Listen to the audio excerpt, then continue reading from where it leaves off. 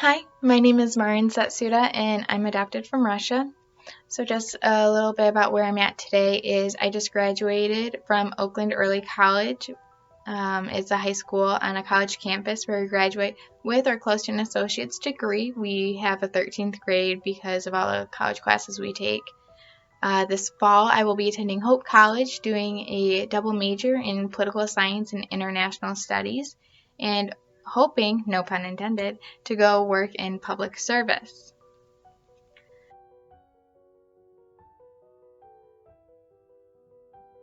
Adoption isn't easy and all rainbows and sunshine like the movies make it look like it is.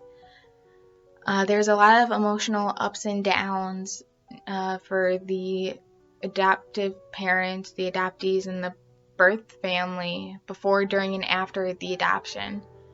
I've noticed that some people use adoption against adoptees and make us feel like we don't have a voice. Such as when I was in high school, I had a disagreement with someone and they told me to shut up. I couldn't talk because I'm adopted. I have no parents. It made me feel like I didn't have a voice because I was adopted. And something out of my control. And that's really discouraging. And not only did I already have a lack of identity, but now I didn't have a voice, and that was extremely troubling. And while I connected with other adoptees, I've noticed that they've also felt like they lack an identity as well, because we'll never, or at least I will never be able to say, oh yeah, my biological great-grandfather fought in World War I, or I have my mother's eyes or my dad's nose, because I don't know. And a lot of some of those adoptees feel conflicted about finding their birth family, or just finding out more about their heritage and where they come from, because they are afraid of how it may affect their adoptive family. And I remember a family friend once told me that, Maryn, everyone has a mom and dad, meaning someone who conceives them, but not everyone has a mommy and daddy, which means not everyone has a mom and dad that loves them and cares for them and would do anything for them. And here's how finding my mommy and daddy impacted my life. So it all started in February of 2001. My mom and my brother were going on an international missions trip to Russia. While my mom was packing before leaving, my sister ran into her room and said, "Here, Mom, give this baby doll to an Anastasia when you meet one." And my sister was 8 years old, and she just saw the movie Anastasia because it just came out, so she was super geeked about that. So my mom goes, "Okay, sure, honey," brings the doll with her, and my mom and my brother, who is 12, go to Russia while my dad and my sister are at home in Michigan.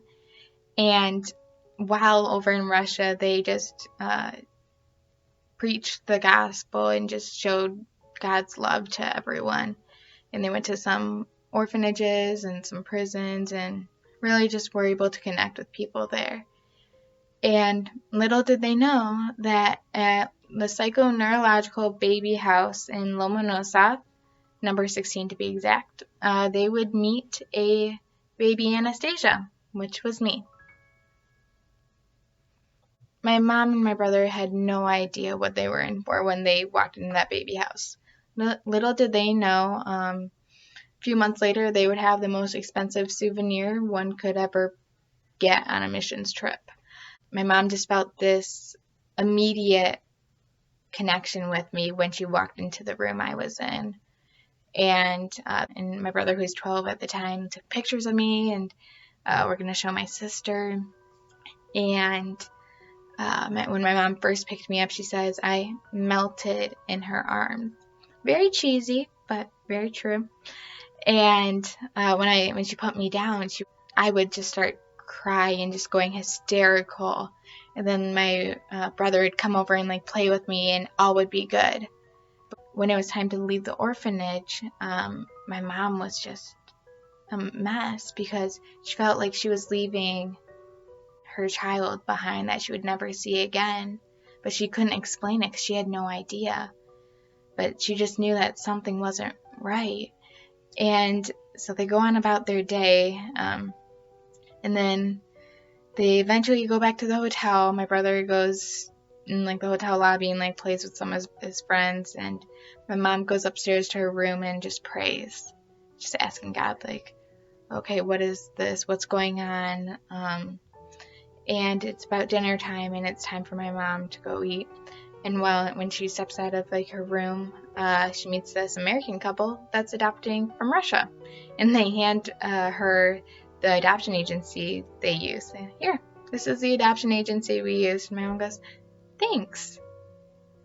And then she starts feeling like, okay, I think this is God telling me that someone I know needs to adopt that baby, and maybe it's this family that I know back in Michigan that wants to have another kid. I think she's supposed to be their kid. And so then my mom eats dinner, goes back to her room. My brother soon follows her, and first thing he said to her, remember, he's 12 years old, he goes to her, Mommy, I think we should adopt that baby Anastasia we met today. And my mom was just overwhelmed, because at that moment she knew that I was part of God's plan, that I was the reason that she went to Russia and my brother went to Russia, and that I was their kid, that I was supposed to be a Setsuda. My mom goes, I think you're right too. So they are on the same page. My mom is still a little overwhelmed because she's thinking about, okay, well, how is my husband back in Michigan, my daughter, going to react when I come home and say, hey, I met this baby in Russia and I want to adopt her because she needs to be a part of our family and this is God's plan. We need to do this now. And so they just continued on the missions trip. They asked around the group saying, okay, if we were to do this, how would we do this? We want that specific baby, Anastasia. How do we get her? And someone said, you need to talk to this one guy, but he's on an international missions trip and he won't be back till we get a few weeks after we get back to the States. Mom goes, okay. She has his name and she has his office number, and they are on the way back home to the States at the end of the missions trip, and they run into the guy at the airport in Frankfurt, Germany. Yeah.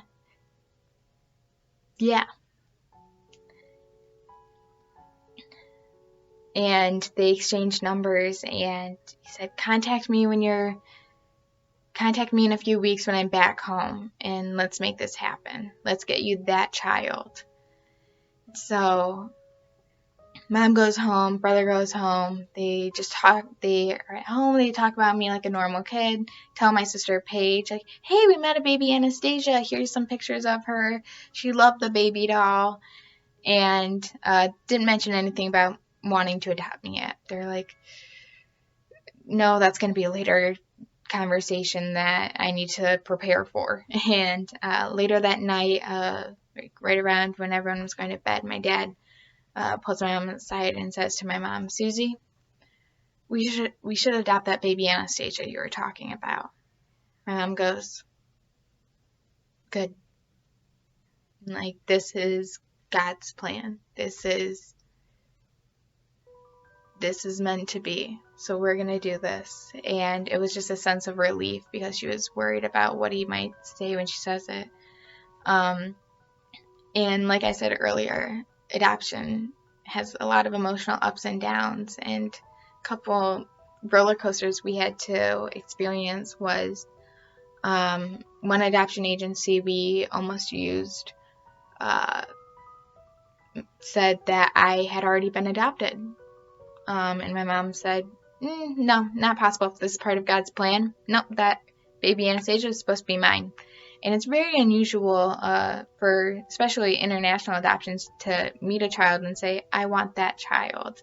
Normally they give you one. And it's a little more complex. But and she goes, nope, Anastasia's not adopted. She's in the orphanage and she's there. And they go, well, the director of the orphanage doesn't remember an Anastasia. And my mom knew that was a lie because I was the director's favorite in the orphanage, and she called me Little Director, so my mom knew that that was definitely a line to not lose faith and keep pursuing.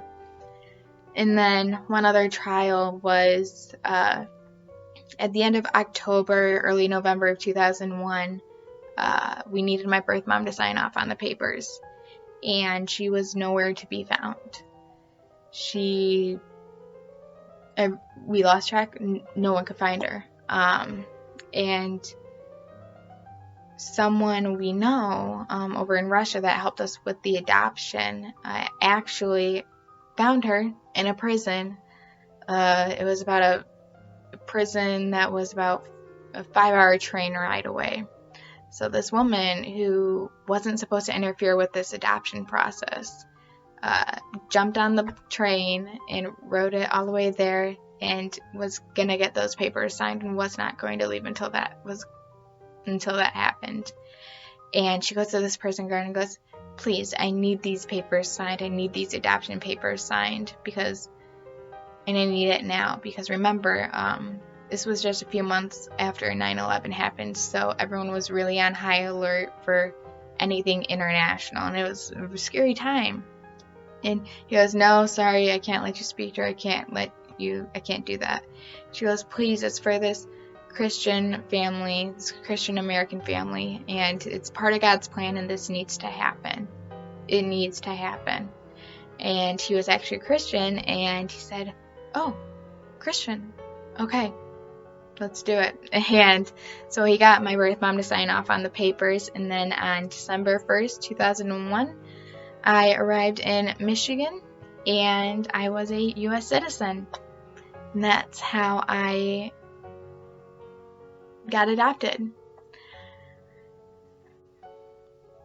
So how has my adoption impacted me? Well, my adoption has impacted me in many different ways. It has inspired me to go on international mission trips. I've been to 2 of them. I've been to one in Costa Rica and another in Peru. I was fortunate enough to know Spanish, so I was able to use that while speaking to kids there that were in their foster care system and didn't have parents. And it was a really eye-opening experience to see how blessed I was to have been adopted and to see how fortunate I am and to see the life that I could have had if it weren't for God and for adoption. Being adopted has given me many opportunities in the U.S. I couldn't have had elsewhere. I've been able to be involved in politics at a young age. I've been able to work on a campaign. My first campaign ever was a gubernatorial campaign. And then I was able to work for the largest conservative nonprofit in the country, Turning Point USA, as their youngest field representative ever hired.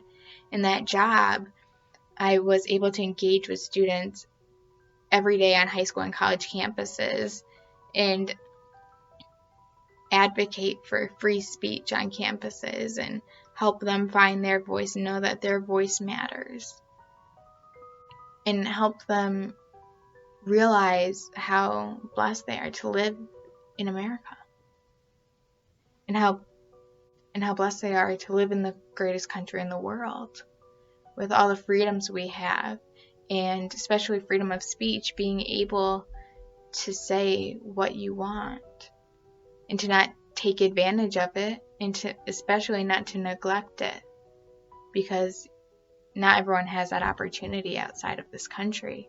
In 2011, Russia said that over 650,000 children are registered orphans in Russia, and 70% of those have been in orphanages since the 1990s. That was me. And then my life was impacted forever. My adoption has given me an outlook that I don't think I would have had otherwise.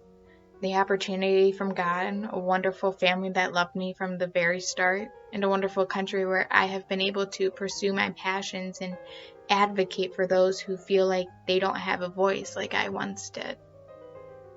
And that is how my adoption from Russia impacted my life forever. Thanks.